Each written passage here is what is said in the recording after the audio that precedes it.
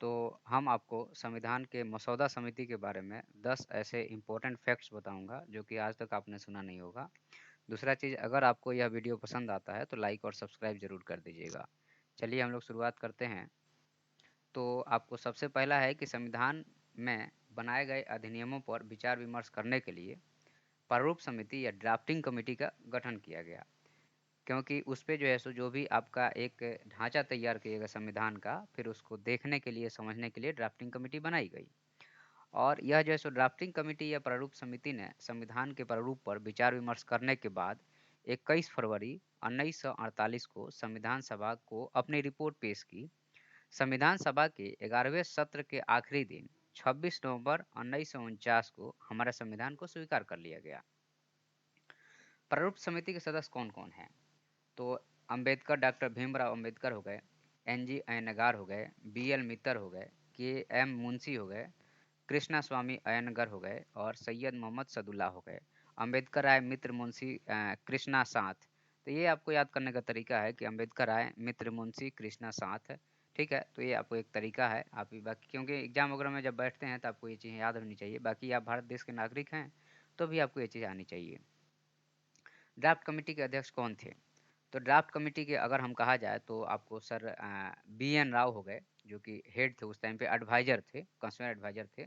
Sir जो है सो बेनेगल नरसिंह राव, इनका नाम याद रखिए। जनरली बुक में बी एन राव पढ़ लेते हैं लोग, लेकिन आपको याद होना चाहिए कि सर बेनेगल नरसिंह राव इनका नाम था। ठीक है, who become the first Indian जज in the International Court of Justice के पहले जज भी थे। ये भी याद रखिएगा, 1950 से 54 के बीच में। 29 अगस्त 1947 को ड्राफ्टिंग कमेटी नियुक्त की गई, जिसमें डॉक्टर बी आर अम्बेडकर को अध्यक्ष के रूप में और 6 अन्य सदस्य, टोटल 7 मेंबर थे। ठीक है, ड्राफ्टिंग कमेटी का गठन कब हुआ? 29 अगस्त 1947 को सभा ने, जो हमारी संविधान सभा थी, उन्हें ड्राफ्टिंग कमेटी का गठन कर दिया, जिसके अध्यक्ष डॉक्टर भीमराव अंबेडकर ने संविधान का प्रारूप संविधान सभा के अध्यक्ष डॉक्टर राजेंद्र प्रसाद को आज ही के दिन, मतलब 21 फरवरी 1948 को सौंपा था। उसके बाद में भारत के संविधान पर अंतिम हस्ताक्षर कब हुए? तो यह जो है सो आपको अंतिम बैठक संविधान निर्माण के लिए 24 नवंबर 1949 में हुई, जिसमें 284 लोगों ने हस्ताक्षर किए। कई बार एग्जाम में सीधे पूछ देता है कि लास्ट जो आपका बैठक का डेट क्या था या वर्ष क्या था। तो 24 नवंबर 1949। कितने सदस्य ने उस संविधान के जो मसौदा था, जो फाइनल था, उस पर साइन किया? तो 284 हो गए। इसमें से खास बात यह है कि राजस्थान से हस्ताक्षर करने वाले व्यक्ति उदयपुर के बलवंत सिंह मेहता थे। ठीक है, ये हमें ध्यान रखना चाहिए।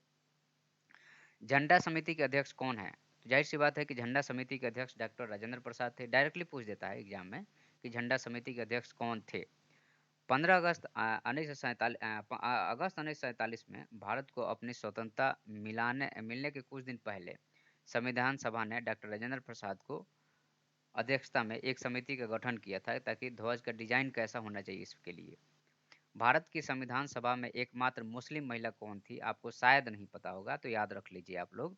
संविधान सभा में सदस्यों में बेगम एजाज रसूल, याद रखिएगा, बेगम एजाज रसूल एकमात्र मुस्लिम महिला थी।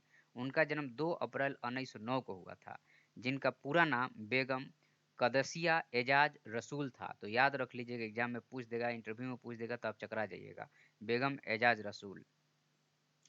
मूल संविधान कहाँ है? तो हमारे भारतीय अभिलेखागार संग्रहालय में है, जो कि आज के डेट में जो है सो दिल्ली में है। संविधान सभा में कुल कितनी बैठकें हुई थी? तो संविधान सभा द्वारा संविधान में कुल 3 वाचन संपन्न किए गए, क्योंकि फर्स्ट रीडिंग, सेकेंड रीडिंग और थर्ड रीडिंग के बाद ही कोई बिल पास होता है। तो 17 नवंबर 1949 से 26 नवंबर 1949 तक हुई कुल बैठकें 105। 12 अधिवेशन संपन्न किए गए। भारत विभाजन से पहले 4 अधिवेशन संपन्न हुए। भारत का पहला झंडा कौन था? कहा जाता है कि भारत में पहला राष्ट्रीय झंडा 7 अगस्त 1906 को कलकत्ता के पारसी बागान स्क्वायर ग्रीन पार्क में फहराया गया था। याद रखिएगा, 7 अगस्त 1906 और कलकत्ता के पारसी बागान। ठीक है, और ध्वज लाल, पीले और हरे रंग की 3 क्षैतिज पट्टियों का बना था। तो ये जो है सो आपका कुछ खास फैक्ट्स था जिसके बारे में आपको नॉलेज रखना चाहिए। ठीक है।